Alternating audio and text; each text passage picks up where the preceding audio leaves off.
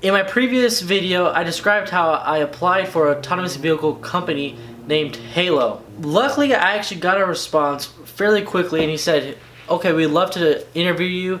What's your availability? And I said, as soon as possible. So he sent me a Google Meets link for I think 2 or 3 days later, and I was surprised. I was like, okay, I'm going to have my first interview for a company where I'm actually using my programming skills.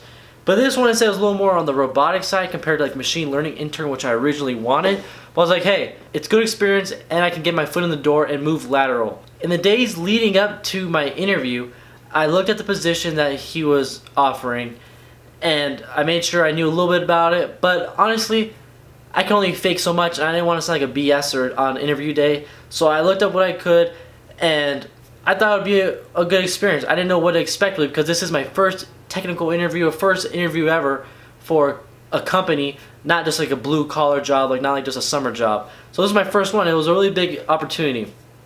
Nevertheless, Friday comes. Google Meets, I'm early, which is fine, and he shows up actually only like 1 minute late, which is surprising because a lot of other videos always describe how these interviewers are always late and you only have like a couple minutes to do a programming question. But I wasn't expecting a programming question because it said it was a robotics engineering intern. So I was like, oh, okay, well, I don't know, probably going to be more hardware side compared to software. So I wasn't expecting any programming questions. So I go to the interview and I say, hello, nice to meet you. And he asked me, so here's a little bit about me. Now what's a little bit about you? Tell him I'm a major, mechanical engineer with the computer science minor, and I'm a self-taught programmer. And they say, okay, that's cool and all.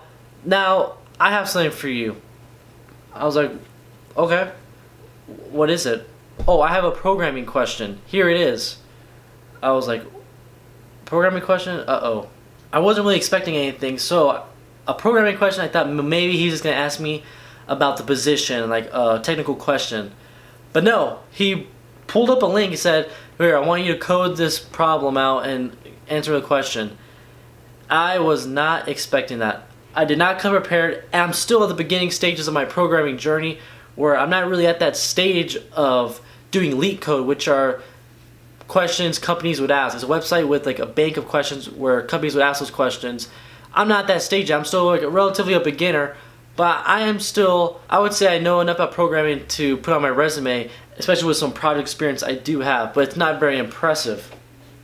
But I'm still a beginner. I'm not ready for those company questions, I think, just yet. Soon, I think I will be. Nevertheless, I proceed blind confidence and say, okay, I can do this, yeah. He gave me the programming question and he said, okay, now solve it. Like, where would you start? And I said, well, I would start from here, blah, blah, blah. And I was kind of nervous. I did not know what, I knew what to do on a higher level, just verbally saying it, kind of. I was still mentally processing it, but I definitely was caught off guard. I wasn't really ready for it. So I say, well, I could do this. Didn't really know what I was doing. I kind of just try to waste time, kind of like ask him questions. But then I also ask, are we going to collab on this, or is this just an individual question? Because a lot of these companies will collaborate with the person being interviewed, at least sometimes, because it sees if you can work together with other people.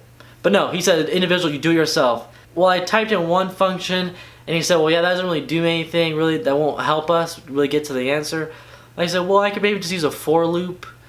And he said, okay, yeah, we'll do it. And then I was kind of got stuck. I was like, this isn't going to work. He said, and I think he kind of got that part, that I wasn't really going to get it. So he said, okay, let's talk it out a little bit. He said, let's go to a higher level. Higher level means just talk it out. We're not going to solve it. Obviously, you're not going to be able to program it, which was pretty embarrassing. But I wasn't expecting it. This is my first interview, so I'm not too mad at myself. I tell him, okay, well, you can do this, and then we'd run some sort of loop, or you could parse it and you'd find it. He said, yeah, that's right. That sounds good. Okay. And then he kind of went towards just the behavior questions. The behavior questions actually had a little bit of difficulty because there was not a language barrier, but an accent barrier. I couldn't understand what he was saying sometimes, and this is through my headphones on my computer, and I kind of said, okay, excuse me, what did you say? Can you repeat that? And it maybe kind of made me like sound like I'm a little bit slow, didn't know what he was doing. I don't know, didn't sound prepared. I didn't sound professional. I didn't sound good enough. Whatever. That doesn't matter. But one time he asked me this one question. He said, okay, what do you do when there's differing opinions? I was expecting this question, and so I kind of, easy question, boom, told him what, I gave him the answer. Then he followed it up with saying, what do you do when you're blocked? And I was thinking, okay, well, when I'm blocked, he just asked me a question about different opinions. So I said, do you mean blocked on text message? Like, what do you mean by blocked? And he said, blocked. I was like, but what do you mean by blocked? Like, anything. I was like, what? I was like, I kind of stopped there, kind of like didn't know what to say. But then I said, do you mean stuck? Like, when you're stuck on doing something? I was like, oh yeah, yeah, you could say that. But then I kind of corrected him, which I felt like I shouldn't have done. I said, oh, we don't usually say blocked, you just say stuck, because it doesn't really make much sense. But then I talked to other people afterwards, and they said, well, yeah, mentally blocked, roadblock. But I never heard just saying blocked. I was caught off guard. That was just sounded weird. That didn't sound familiar. People don't usually say like that. But nevertheless, I moved on, answered the question, and I don't think I really answered it too well. I just said, well, just look at the problem backwards, look at a problem differently, Google it, and just don't. The first instinct shouldn't just be ask a question, because you can keep looking and try to find an answer yourself. Nevertheless, at that point, he said, do you have any questions? And honestly, I didn't come prepared with any questions, and I didn't know what to ask, and I kind of sound stupid. He said, well, can I do this, like some programming thing? This programming question was regarded towards the job, like, you're supposed to be able to use the software. It's like, well, I can practice with the software, do you think you recommend it? He was like, yeah, you can mess with that software, it's fine, it is what it is, yeah, you can. I didn't know what to ask. I just know you usually should ask a question, and I probably should have had them prepared, but I didn't. First interview, so I will improve. And then it ended, and he said, okay, I'm gonna take a step back. I'm gonna reach out to you within the next week, whether we're going to go forward with you or we're gonna choose a different candidate. I'll let you know. I said, okay, thank you for your time. Appreciate the opportunity, and I hope to hear from you. Basic stuff, nothing out of the ordinary. And I got a response. I'm gonna pop it up.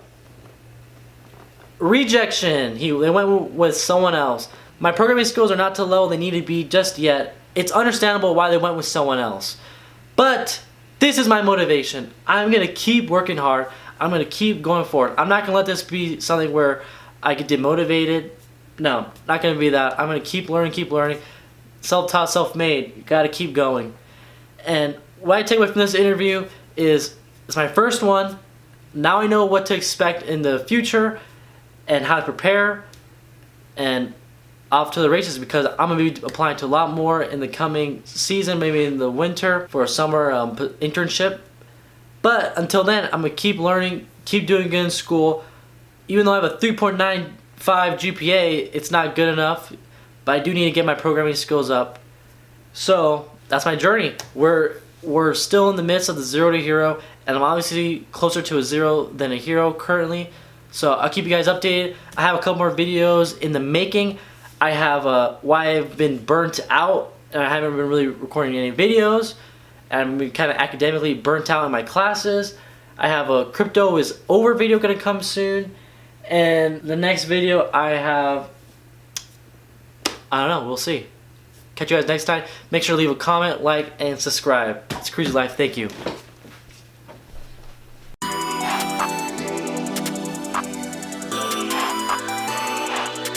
No, don't hit my phone.